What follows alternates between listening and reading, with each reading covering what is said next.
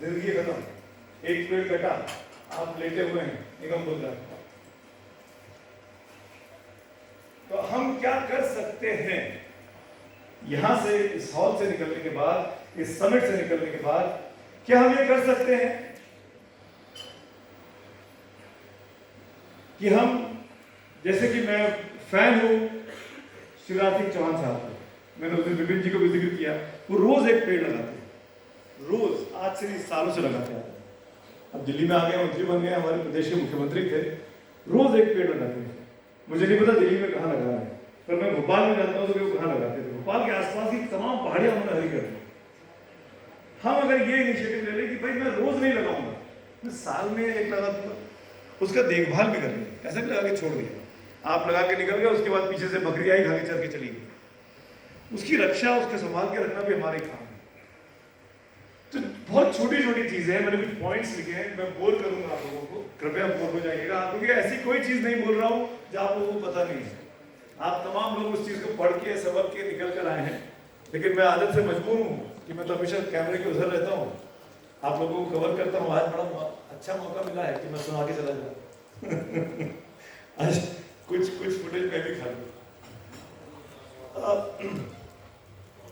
Problems हम सबको पता है, मैं प्रॉब्लम में नहीं जा रहा। सॉल्यूशंस क्या हो सकते हैं, समाधान क्या हो सकते हैं, वो सबसे जरूरी है। अंतर्राष्ट्रीय जगत में ये बहस बहुत चल रही है कि भाई विकसित देशों ने तो जब विकास कर लिया, सब कुछ पा लिया, तब फिर वो हम जैसे देशों को बोल रहे हैं कि अब तुम लोग ग्रीन गैस एमिशन मत करो, तुम लोग विकास के रास्ते पर मत चलो, तुम लोग कर रहे हो, इस चक्कर में पॉल्यूशन बढ़ रहा है। अब भारत सबसे तेजी से बढ़ती अर्थव्यवस्था आज की डेट में, हम सबको फख्र होना चाहिए कि जिस मंच पर इस वक्त भारत आगे खड़ा हुआ है, वो इतनी तेजी से आगे बढ़ रहा है कि चीन घबरा चुका है और अमेरिका के घबराने के दिन आने वाले हैं। और वो हमसे कह रहा है कि आप अपने यहाँ विकास मत करिए, आप डेवलप कंट्री की गिनती में मत आइए, आप सिक्योरिटी काउंसिल में अपनी जगह मत पाइए। ये तमाम लोग हमारे रास्ते में रुकावट बनकर खड़े हैं, क्योंकि उनको दिखता है कि बहुत बड़ा भूभाग है, जिसके पास जंगल है, जिसके पास समंदर है, जिसके पास पहाड़ है, जिन पहाड़ों पर बर्फबारी होती है और जिसमें बड़े बड़े जानवर हैं। यही तो इक्वालिटी है, यही तो संभाल के रखना है। पर क्या हम संभाल के रख रहे हैं? मैं हर एक उसके पीछे एक सवाल छोड़ रहा हूं आपको सोचने के लिए। मैं किसी को सिखाने नहीं आया हूं, मैं सिर्फ झकझोरने आया हूं, आपको द्वेलित करने आया हूं कि आप यहां से बाहर निकले और 50 गालियां दे मुझे कि बोल करके चला जाए। पर एक बात उसने ठीक की, बड़े से बड़े जगह चले जाइए आप, जो मैं समाधान की बात कर रहा हूँ। दिनेश जी, हम सब 5 स्टार होटल में बैठे हुए हैं, बड़े से हॉल में बैठे हुए हैं, हम ये मान के चलते हैं कि हम महंगी चीज़ों का इस्तेमाल करते हैं तो वो अच्छी होती होगी, वो उसमें तो खराबी हो ही नहीं सकती। ऐसे किसी बड़े से जगह पर, मैं किसी का नाम नहीं लूँगा, बहुत अच्छा क्वालिटी का खाना मिलता है, खाना बनता होगा, खाना बनने के लिए तेल का इस्तेमाल होता है, तेल, घी, लहसुन, प्याज, जो कंज्यूमेबल चीज़ें तो चली गई आपके साथ। पूरी तली, वो एक बार तली, 2 बार तली, उस तेल का क्या होता है? आप लोग विषय के जानकार हैं, मुझे ठीक करिएगा, मुझे दिमाग में सवाल है, इसलिए मैं आप लोगों के पास छोड़ के जा रहा हूँ। हमने हर चीज को रीयूजेबल बना रहे हैं, इसको रीयूज करना चाहिए, प्लास्टिक का इस्तेमाल नहीं करना चाहिए। जैसे विपिन जी ने कहा कि झोला लेके जाइए, पॉलिथीन का इस्तेमाल मत करिए। वो जो तेल निकला, coming back to the oil, उसका क्या होगा? 5 सितारा होटल से पौने दामों में नीचे चला गया, नीचे से और नीचे चला गया, गाँव में चला गया, कस्बे में चला गया।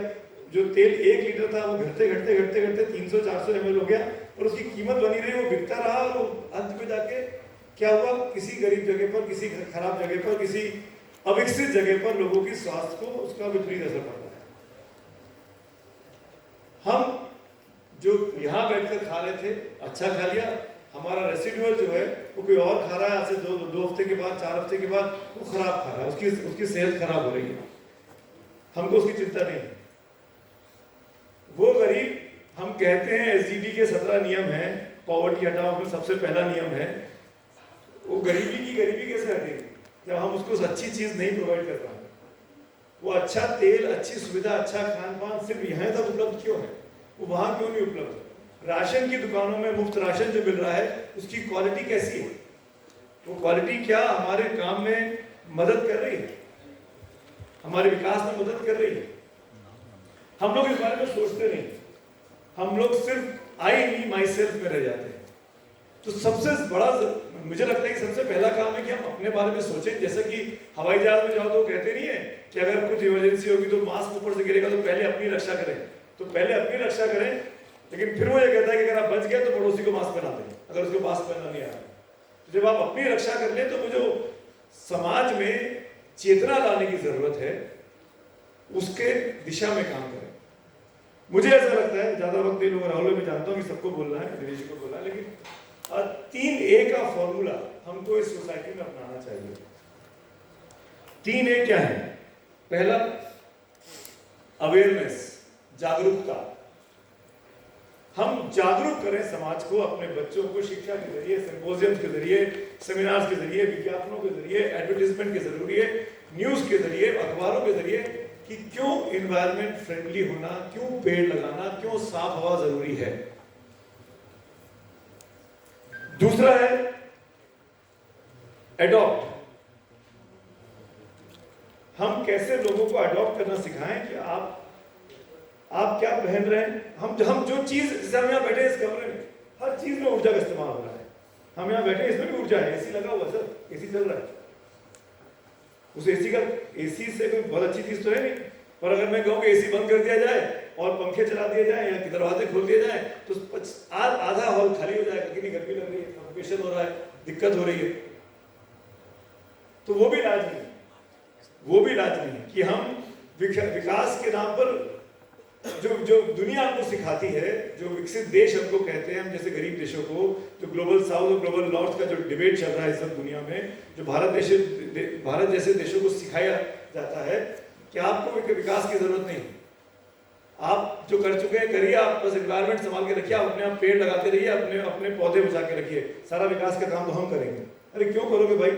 मेरे उस गरीब की झोली में आप क्या डाल रहे हो जो यहाँ से 50 किलोमीटर दूर बैठा है दिल्ली जैसी राजधानी से, और उसको हम साफ खाना नहीं प्रोवाइड कर पा रहे। इनफैक्ट दिल्ली शहर नहीं होगा ऐसा, कहीं और क्यों जाए। तीसरा है एक्ट, अवेयरनेस, एडॉप्ट और एक्ट। उसके हिसाब से हम नीतियां बनाएं। क्या हम ऐसी नीतियां बना सकते हैं जो कि सरकार का काम है, जो कि आप जैसे जो लोग संविधान सभाओं में मंचों पर बैठते हैं, संसद में बैठते हैं, ऐसी नीतियां बनाए जो आम जनता को के हितों के साथ के लिए काम करे, कि वो गरीबी भी दूर करे, वो आपको नौकरियों का उत्सर्जन के तरीके भी बताए, नौकरियां कैसे पैदा होंगी, इन्वायरमेंट फ्रेंडली नौकरियां, हाइड्रोजन के क्षेत्र में जैसे आपने कहा अभी गोपाल भाई, सौर ऊर्जा के लिए हम क्या कर रहे हैं, पनबिजली योजना के लिए हम क्या कर रहे हैं, ई वेस्ट आज की तारीख में सबसे बड़ा वेस्ट, और लोग सोचते नहीं है। सबके पास कम से कम 5 मोबाइल घर में ऐसे पड़े होंगे जो आपने इस्तेमाल करने बंद कर दिए। आपने अपने बच्चे को दिए, बच्चे ने अपने ड्राइवर को दिए, ड्राइवर ने अपने नौकर को दिए, और वो रखा हुआ है कहीं हफ्ते में सड़ रहा है। ये बहुत बड़ा मुसीबत का वो है जड़ आने वाले वक्त। तो हम इस ई वेस्ट को कैसे यूटिलाइज कर सकते हैं? आप लोग यहाँ बैठे हुए हैं, आप सब इस विषय के जानकार हैं। इस ई वेस्ट का इस्तेमाल कैसे हम नौकरियों के लिए, एनवायरनमेंट के लिए कर सकते हैं आने वाले वक्त में, उसके बारे में हमको रास्ते सुझाएं, उसके बारे में फॉर्मूले दें। ऐसे लोग जो इस क्षेत्र में काम कर रहे हैं उनको हम प्रमोट करें, उनको हम आगे लेकर आए, उनको हम काम करने का, क्योंकि अगर